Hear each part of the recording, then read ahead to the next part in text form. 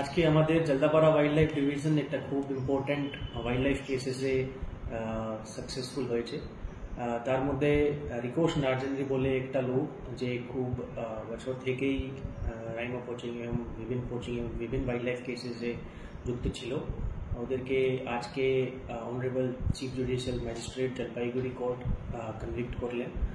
তারপরে ওনাদেরকে 7 years imprisonment দেওয়া হয়েছে এবং 1 লাখ টাকা ফাইন। তার মধ্যে ফাইন না দিলে 6 মাস আর ওদের ইমপ্রিজনমেন্ট বেড়ে যাবে।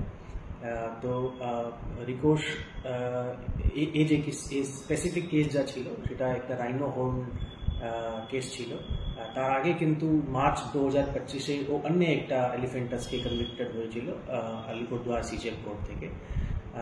রিকোশকে আমাদের Jaldapara wild life team special team arrest করেছিল ওদেরকে কামরূপ আসাম থেকে after a long 7 days operation with the active help and in joint operation with the district police of Alipurduar. তো খুব ইম্পর্টেন্ট আজকে আমরা সাফল্য পেয়েছি। তারপরে 7 years imprisonment is a record in India. Central wild life protection act central অ্যামেন্ডমেন্টে এরকম আমরা কখনই কোনো স্টেটে 7 years এখন অবধি হয়নি। তো I am giving special congratulation to my team and also we are specially thankful to APP Shri Mrinmoy Banerjee of CGM court Jalpaiguri.